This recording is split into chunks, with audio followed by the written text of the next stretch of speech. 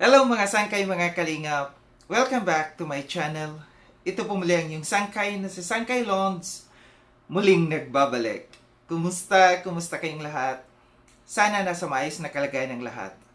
Dito sa Pilipinas or sa mga nasa ibang bansa, dobling ingat tayo, no? So mega love shoutout sa inyong lahat sa Team Sangkay Original, Team Sangkay Sponsors, Team Kalingap, Kuya Val, at Edna Kalingap Rob. Sa lahat ng aking mga followers, supporters, and subscribers, sa mga lolos, lolas, FWs, and PWDs, mega love shout out sa inyong lahat, and of course, I love you all. Ayan. Mega love shout out kay Tita Mina Ramilyong, Tita Kong Vayots, kay Manay Tere ng San Diego, California, kay Mother Nene Vivas ng Washington, D.C., at sa inyong lahat na patuloy na sumusuporta at nagmamahal kay Sangkay, mega love shout out, no? Sa lahat ng mga kasamahan ko sa Kalingap Watchers, mega love shoutout. Ganon din po sa mga grupo na sumusuporta sa akin. Andyan yung Team A1, Giggle Ladies, Joy Natics, Joy Solid Titas in Manila, Solid Joy Team Baliw, I Love Joy International, Joy Beauty Titas in Manila, Diwata Cares Marathoners, WCC Chicken White Cactus, at yung bago no na nagpa-add sa akin yung Joy Diwata Team Europe. Ayan. So, sa inyong lahat, mega love shoutout, no? At sa iba pa na mga grupo na sumusuporta dyan. Alam ko meron dyan yung mga from EDC, from Jomcar, no? May Chris, no? Sa inyong lahat, mega love shoutout. So, ngayong araw na ito mga sakay, may pag-uusapan tayo. Ito yung patungkol sa pagbabalik, no, ng isang host na si Teacher N sa Caraba, no? Meron silang live kagabi, official na bumalik siya. And, wala na naman, ligwak si Kuya Brooks. Pakinggan natin itong kanilang panawagan. May panawagan sila sa mga reactors, no? Pakinggan natin ito, din after natin na mapakinggan, magbibigay tayo ng opinion or kuro-kuro patungkol dito. Tara mga sangkay, mga kalingap, panoorin natin at pakinggan itong panawagan nila. So ayan, gandang Emmy, dito na tayo sa ating panawagan sa mga reactors. Nararapat ba sis na magkaroon tayo ng panawagang ganito sa tingin mo? Dapat ba natin itong pag-usapan ang isang content na ganito o topic na mananawagan tayo sa lahat ng reactors, hindi lang dito sa Karepa, maging dito sa Caraba, sa Team Vios, Team Strikers, ano pa, Kalingap Watchers, sa lahat po ng mga reactors na nandito sa Kalingap. Kami po ay merong panawagan sa inyo on behalf of Kuya Val, na nandito po kami sa Caraba, si Gandang Emmy. Ayun, pahapuyawan mo na ang ating panawagan. Yes, nawagan po kami sa lahat ng kapwa natin reactor na sana naman is respeto natin kung ano man yung nagiging opinion namin kasi tayo naman is iba-iba yung opinion ng bawat isa, di ba? Teacher Ed, iba-iba yung opinion mo, iba-iba yung ibang opinion ko, kahit sila. So, dapat irespeto natin kung ano yung opinion ng bawat isa. At saka kapag magagawa tayo ng reaction, dapat sa issue lang tayo pumupos, hindi kung yung personal na buhay yung aanuhin natin, kakalkalin natin. So yun lang naman yung ko, pakiusap ko sa lahat na nandito tayo sa Kalingap.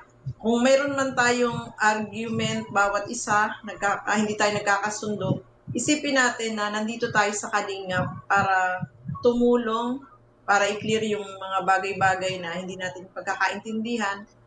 At isa pa, magkaintindihan tayo, magrespetohan tayo bawat isa.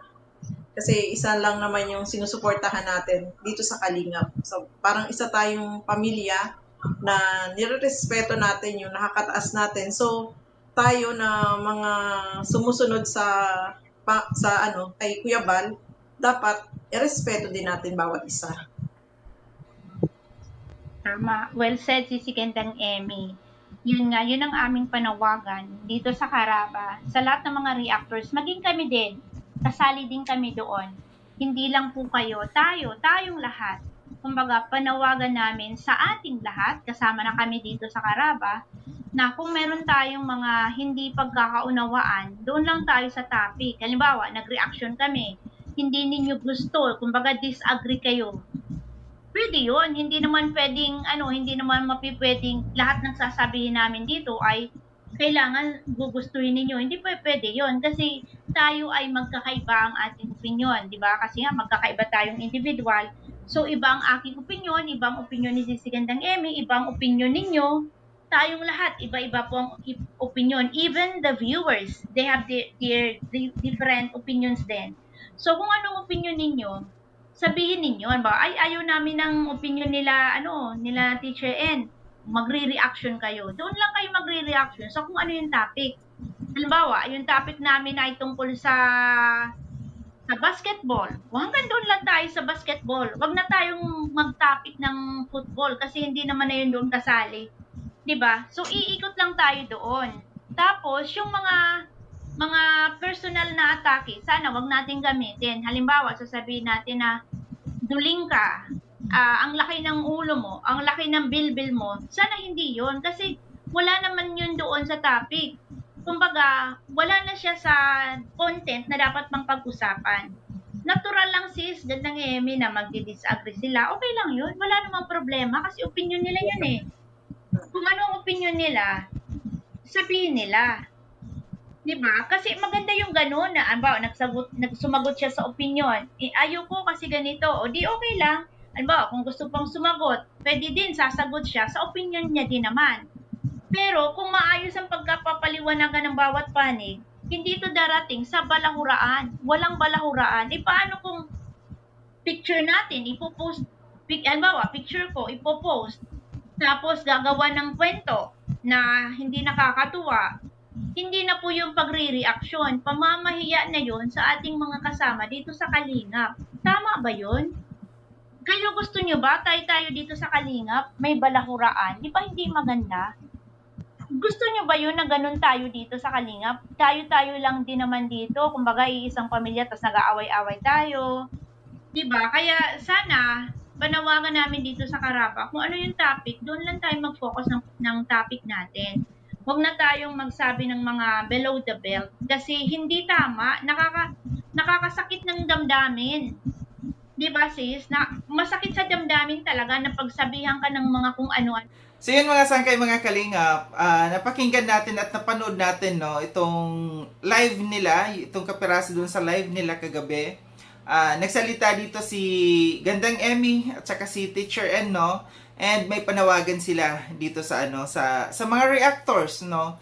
Ang kanilang sabi dito, irespeto ang opinion nila at bawat isa, no? Ang umiikot kasi dito sa kanilang panawagan na ito, yung respeto, no? Walang problema sa respeto. Alam natin kung ano yung respetong ibibigay natin sa mga taong karespe-respeto, no? And sana lang, alam nyo naman pala ang salitang respeto. Sana ibinigay nyo ito sa kay Bobby TV 143 noong mga panahon, no, na siya ay guest ninyo, no? Alam nyo pala, no? Alam nyo yung salitang respeto. Ito yung pinupoint ko dito na in-apply nyo rin sana ito sa sarili ninyo, no? Ina-apply din yan sa sarili ninyo. Hindi lang sa mga reactors, no? Sa binanggit ninyo kung saan grupo. And sabi nyo rin naman na pati sa inyo yun, i-apply nyo yung respeto na yan. So sana, no? Sana naging silbing leksyon ito sa inyo, no? Diyan sa Karaba na kayo mismo, galing mismo sa bibig ninyo, lumabas yung respeto, yung salitang respeto. Yun dapat. Sana, kung noong panahon na yun, no, in-apply nyo yan sa sarili ninyo. Nung nandiyan dyan si Bobby TV 143, walang gulo. Walang mangyayaring kaguluhan, walang mangyayaring step down ni Teacher N, no, kung in-apply nyo yan, yung salitang respeto. Alam nyo pala yung respeto. Kung may argument, magkaintindihan at respeto ang bawat isa. Yun, tama. Kung meron kayong mga topic, ito yung lagi kong sasabihin sa inyo. Sinabi ko na yun nung mga nakaraan, no, paulit-ulit kong sasabihin sa inyo. Kung meron kayong, kung ano yung topic ninyo dyan sa inyo, sa live ninyo, doon lang, no? Isang tabi ninyo yung mga personal. Kagaya nung may love team kayong sinusuportahan, isang tabi ninyo. Yung sinasabi niyong respeto, doon papasok yung respeto na yan, no? Sabi ni Teacher N, pag mag-reaction sila na hindi gusto, irespeto. Totoo. Nare-respeto. Alam niyo sa totoo lang, no? Yung nangyari dito kay Teacher N, kung bakit si Teacher N nag-step down, kasi alam ko, ako yun, dahil nagsalita ako. And yung sabi niya na wag maging balahura, walang pambabalahura doon. Walang pambabalahura akong sinabi sa inyo. Kundi sinabi ko lang na walang kwenta. No? Ang title ko doon ay, or ang thumbnail ko, walang kwentang host bias. Which is yun ang opinion ko eh. Sabi niyo, irespeto ang bawat opinion ng bawat isa. No? So, nagbigay ako ng opinion ko. So, dapat irespeto rin. No? Hindi aabot sa ganito, no, na mag-step down ka. Bakit ka nag-step down? So, ibig sabihin, hindi mo nirespeto yung opinion ko. Kasi nasaktan ka. Sabi niya, tanggapin. No? Sabi niya, tanggapin. So, ibig sabihin, hindi mo tinanggap. Hindi mo tinanggap yung opinion ko kung based kung ano yung obserbasyon ko doon sa live ninyong yon. Kaya ka nag-step down, kaya ka umiyak, kasi hindi mo tinanggap.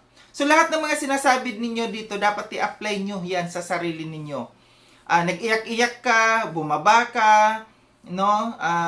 Bakit ka bumaba? No? Bakit ka nag-iyak-iyak? Kasi malamang, paawa effect, tapos ngayon biglang bumalik. 'Di ba? So, ganun lang yun, ganun kasimple. Panindigan, no? Sabi panindigan kung ano yung dapat gawin, no? Paawa effect ba? Kaya bumalik ka? Umiyak-iyak ka na? Nagpaalam ka na, tas biglang bumalik. Lahat ng mga sinabi nyo dito sa panawagan ninyo, apply nyo yan sa sarili ninyo. No? Wag na ialisin natin dito yung mga profession natin, kung anong profession natin. Kung ikaw bilang isang teacher, no, kung ayaw mo na mabastos, kung ayaw mo na mabalahura, gamitin mo ang pagiging teacher mo, doon ka na lang sa field, kung anong profesyon meron ka. Doon ka, wag ka na dito sa social media kasi hindi maaaring hindi ka mabastos, hindi ka mabalahura, hindi ka mapagsabihan dito ng hindi maganda, no, masasaktan ka. Wag mong gamitin ang pagiging teacher, ang pagiging profession mo, no, na ops, teacher ako. Alam ko merong batas para sa mga teachers, no, pero dapat nasa lugar. Dapat nandoon kayo sa field ninyo. Dapat hindi ka pumapasok dito sa social media kasi alam mo ang social media, lahat nandito. May mga bashers, makakatanggap ka ng kung ano-ano. So kung ayaw mo, no, na mabalahura ka dito, magturo ka na lang. Doon ka na lang. Kasi kung makikita yan ng mga tinuturuan mo, estudyante mo, sasabihin, uy, yung teacher namin, binabastos, binabalahura. Bakit? Ang tanong, bakit? Bakit siya nababastos? Bakit siya nababalahura? Kasi nasa social media siya. 'Di ba? Ang mga teachers, nire-respeto yan. No? Totoo yan, nire-respeto. Pagka nandoon sa sarili nilang profession, kung anong trabaho nila, doon sila nire-respeto. Pero kung dito sa social media, wala dito. Hindi pwede dito kahit anong profession mo. Hindi ka dito pwedeng purihin ng purihin. Ano ka, santa? Pupurihin ng pupurihin? 'Di ba? So, wag natin, ialisin natin dito. Mayroon narinig ako verbal abuse, no? Wag natin gamitin ang profession natin dito. Lahat tayo may kanya-kanyang profesyon. Lahat tayo kung anong mga narating natin, naabot na edukasyon natin, no? Pero hindi natin yung tinatanggap natin dito, no? Kung anong pambabalahura, pambabastos sa atin, kahit anong natapos natin, kahit degree holder tayo, may master ka pa man dyan, or kung ano man, kung gusto mo na hindi ka mabastos, hindi ka mabalahura, lumabas ka sa social media. No? Lalo't-lalo na yung isang teacher, no, na nire-respeto yan ng mga bata, ng mga tinuturuan ninyo. Kasi kayo yung parang pangalawang magulang ng mga tinuturuan ninyo. Exit ka dito sa social media. Kasi makakatanggap ka dito ng pambabatikos. Walang exception dito sa social media.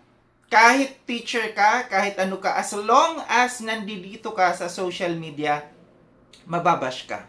Makakatanggap ka ng mga criticism. Diba? Kung ayaw mo noon, kung gusto mo, oops, wag nyo akong i-bash, wag nyo akong, kasi teacher ako. Labas! Wag dito sa social media.